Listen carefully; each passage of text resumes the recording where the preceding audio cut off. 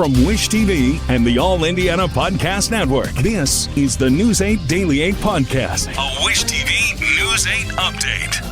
Hi, this is Hannah Mordeau, and this is your News 8 Daily 8 for Friday, January 5th. Bundle up. It is a brisk, chilly start to the day in the 20s right now. We're going to top out in the upper 30s, but all eyes really on a weather system headed our way this weekend. Starting tonight, you're going to have that system bringing in the start of some precipitation. Depends on the temperature, what we're exactly getting, but it's going to look a little bit like a tiny bit of snow Saturday morning, a break in the day, and right after Colts kickoff in that big primetime showdown, 8:15 at Lucas Oil Stadium this weekend, Saturday night. On the back end, looks like we might have some more rain showers, a weaker system headed in. That's going to be late Saturday night, hopefully after you've gotten home from the game, hopefully after a win. New on Daybreak, an Indianapolis firefighter and a woman found dead inside a truck on New Year's Day. Each had been shot a number of times. Indianapolis police revealed that information in new court documents in the case of Jason Lapsley. Lapsley is set to appear in court today on 2 counts of murder in the shooting deaths of his brother, Justin Boyd, and Jasmine Ivy Deed. IMPD investigators think Lapsley shot the two early New Year's morning after a party at Boyd's house the night before. Detectives say they found at least 7 spent shell casings inside the truck. Court documents in the case do not list a possible motive. From iTeammate, city leaders claim a long-term strategy to fight violence is working. They point to a 31% drop in criminal homicides and a 20% decline in non-fatal shootings over the last 2 years. The mayor and law enforcement leaders credit the plan crafted around $150 million from the American Rescue Plan. City is spending it on new technology, extra officers, and grassroots violence prevention.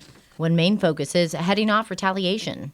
Some of those individuals identified will have focused enforcement on them. And there we have, I mentioned the 100 officers who are focused on this. But then some of them haven't done anything illegal, but are making threats to retaliate for their friend's shooting online. And they have the risk factors that say they might actually retaliate. The Hogshead administration is touting the progress as it works to find new ways to pay for the strategy with the rescue plan funding ending. In Iowa, a small community is grappling with the loss of a 6th grade student after a school shooting at the high school. People in Perry came together to pray last night at a vigil in support of the victims and their families. People were seen hugging and holding candles.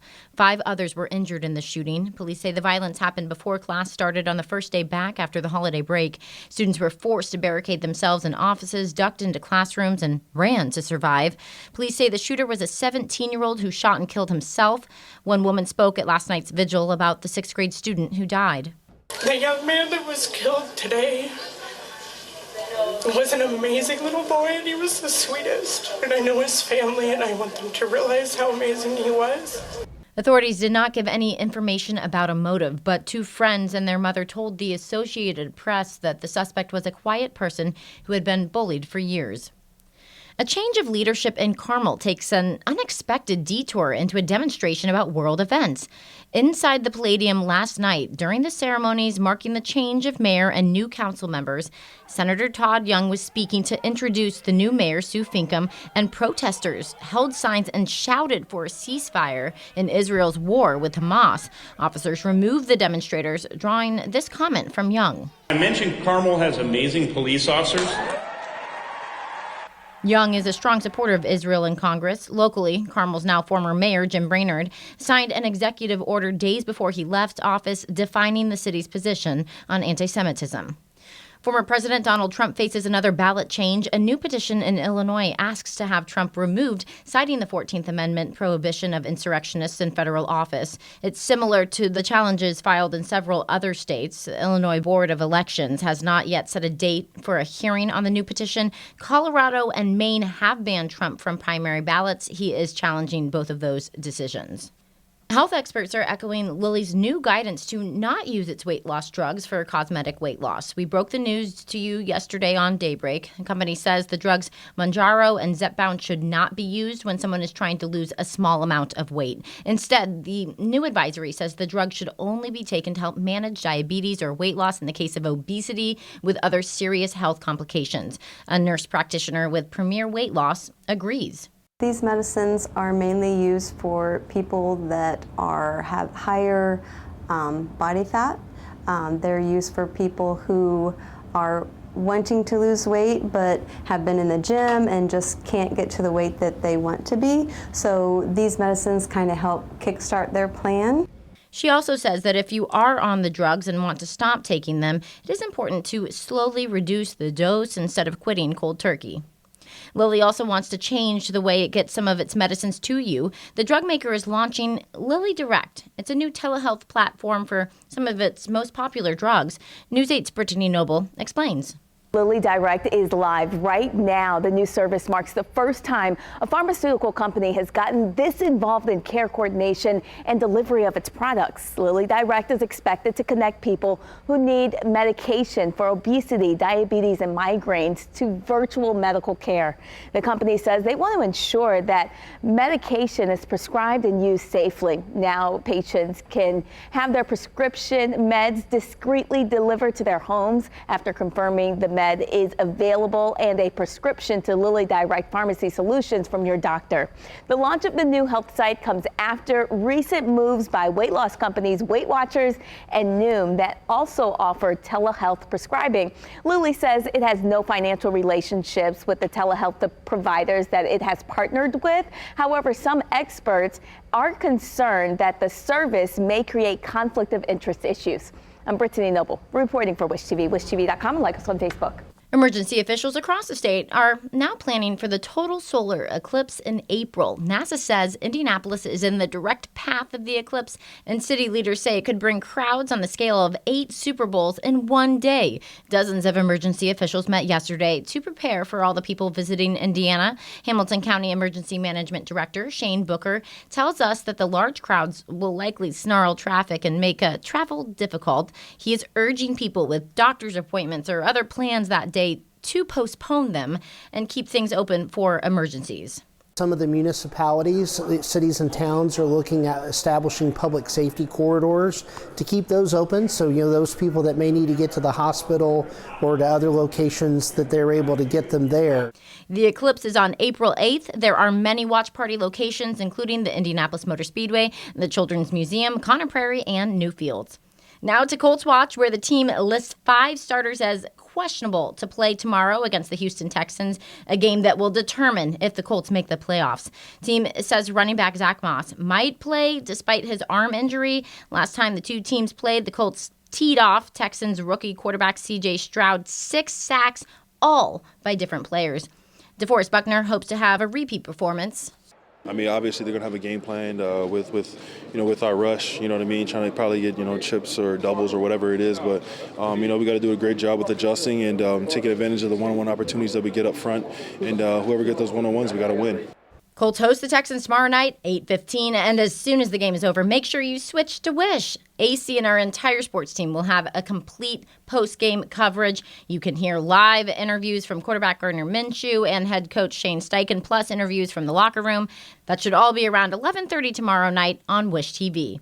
In Pacers Watch, Tyrese Halliburton is an all-star pole position after the first round of fan voting, and today may be pivotal in keeping him there. The NBA released the first round of totals Thursday, and the Pacers star leads all Eastern Conference guards with nearly 1.4 million votes, about 400,000 votes ahead of the second-place player. Votes submitted today carry triple the weight. Voting wraps up in 2 weeks. Pacers are on a 5-game winning streak as the team gets ready to take on the Hawks tonight. We've had 8 guys averaging double figures all year. So, that's really how we're built. We have great people that are really starting to understand the sacrifices, personal sacrifices that need to be made to have a successful team. Tonight's game is at home at Gainbridge Fieldhouse. Tip-off is at 7 o'clock. Happening today, hundreds of people will be playing pickleball in Westfield. The amateurs are competing in the Association of Pickleball Players' inaugural Midwest Open. News 8's Hernan Gutierrez is at Grand Park with the story. Well, a lot of the matches have already started. There is some medals at stake here, mostly amateurs playing today for 3 days, today, tomorrow, and Sunday. Right now, to talk a little bit more about this Midwest Open is Ken Herman. He's the founder of the APP Tour. Good morning. Thanks for being here. We're going to walk and talk a little bit while you tell us a little bit about how today's been going. I know it just started about an hour ago. Yeah, it's our third day here at Grant Park for the event. The first 2 days we had the collegiate championships that were taking place. So here we're starting off with our amateur event. 475 players are playing right now for one of the premier tournaments throughout the whole entire Midwest. It's a great way to kick off the year. All the players on the amateur are not only going for their medals, but also valuable APP ranking points, as we are, the official tour here for amateurs to try to track their progress over the years as far as how their year's going. Tell me a little bit about the future of the APP here in Central Indiana. How exciting has this event been, and do you guys see yourself coming back? We are definitely coming back. We're all set for even next year to come back here. The crowds have been terrific. The whole pickleball community, this sport is definitely growing in the whole Indianapolis, Westfield area out here. The support from the local pickleball clubs have been terrific, and it's just an unbelievable way to kick off the year. Great. Well, thanks for being on all morning long. Thanks for having us here. The play has already started for today. There's singles, doubles for both men's and women's, and some mixed doubles going on throughout the weekend. The tournament, again, goes today through Sunday. It's free for spectators to come watch if you want to check out some competition. Reporting in Westfield, I'm Hernan Gutierrez for Wish TV, wishtv.com, and like us on Facebook. Purdue will be selling some vintage Purdue Pete bobbleheads this weekend. It's for National Bobblehead Day. You can get them online and at the university's bookstore on Sunday. The figurines start at $35 each, or you can get a set of 3 for $100. The National Bobblehead Hall of Fame and Museum in Milwaukee produced the limited edition series. They will be on display there through Monday. As for basketball, Purdue takes on Illinois tonight at Mackey Arena at 8:30. This has been your News 8 Daily 8 from Wish TV. I'm Hannah Mordeau. Watch us on wishtv.com and like us on Facebook. This is the News 8 Daily 8 podcast, a Wish TV News 8 update on demand. For even more, on demand and on the go. Connect with Wish TV on Facebook at wishtv.com and on the free Wish TV mobile app. Thank you for listening. And be sure to like, subscribe, and follow this podcast for updates every weekday morning on the All Indiana Podcast Network and wherever you get your podcast.